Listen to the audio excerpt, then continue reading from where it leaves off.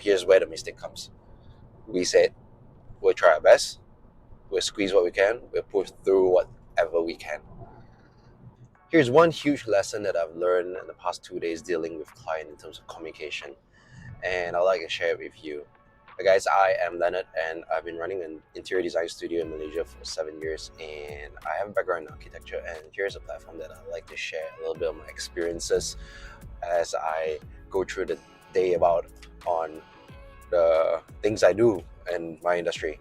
So in the last 2 days, I've been dealing with 2-3 different clients on communication and the work delivery. So what often happens in construction, like what everyone says about us, delay is inevitable.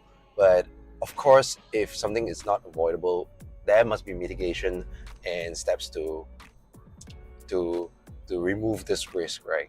But what happened is when there are many parties that come in projects where particularly 3 projects, there will be one will be fully designed by us, another one will be just constructed by us. However, not all contractors are managed by us. It's all brought in by the client. And a third one would be the same situation.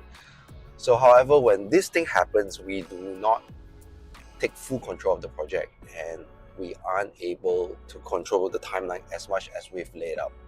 So being the designer and the lead of the project, we definitely will have to lay out a set of schedule and timeline that what we estimate the project would take. After consulting all the respective parties, we will speak with them and figure out what their timeline is to putting into the entire schedule.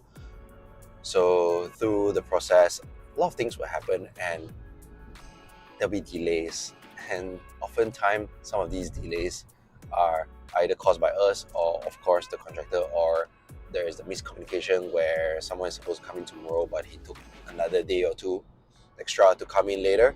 So that actually compounds and compound over time, where there's a delay or 2 from this guy and another guy. So that adds on 1 week, 2 weeks, 3 weeks. How does it look like to us as the designer? The client will have the utmost trust on us, putting all the communication on us and telling us, look, this is happening, what are you going to do about it? Sometimes the most we can do is just informing the client, like, look, there's a delay here, there's a delay there, and whatnot.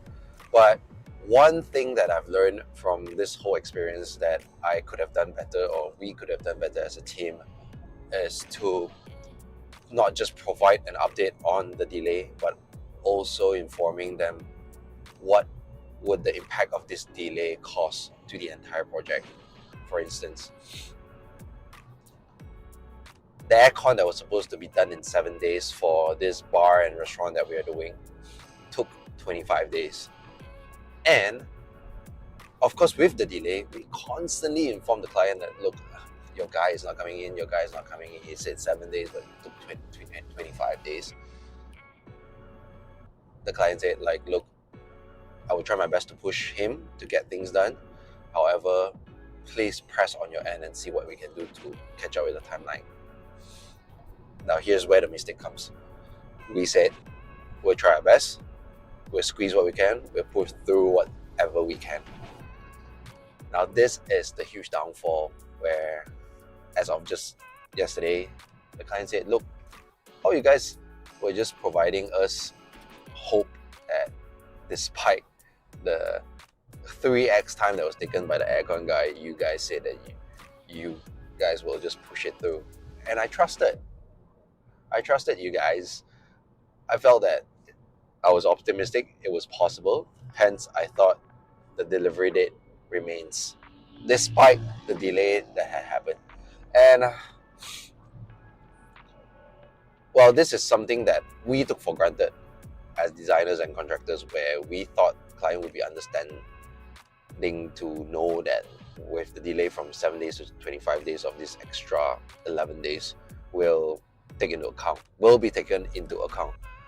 And though that we know it is not, and it was not expected the way, because the client himself has to address this entire issue to his partners, where the partners do not get the first-hand information of what is going on ground.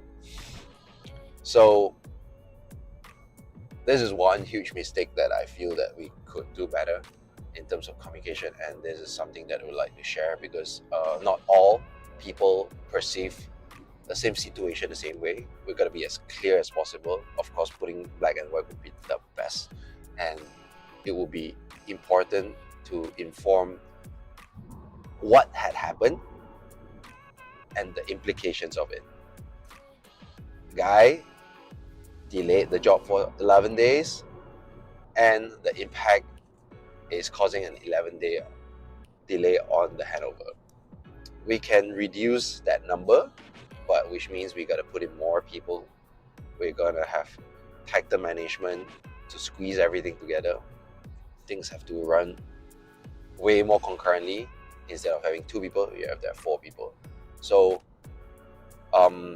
there's a little bit something about maybe I myself may not be able to put this out to the client probably in a very optimistic way that I handle things that I wish I could actually push it through for them, but sometimes you gotta be realistic and to tell them the truth.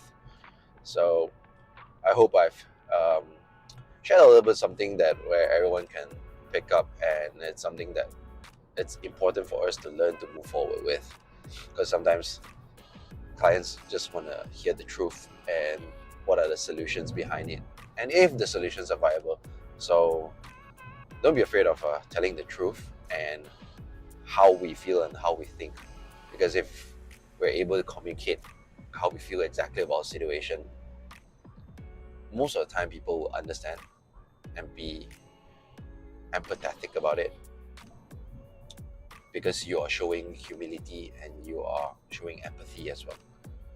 So comment down below what you think about it, and I'll see you in the next one. I'll look to share more insights and experiences we have. See you.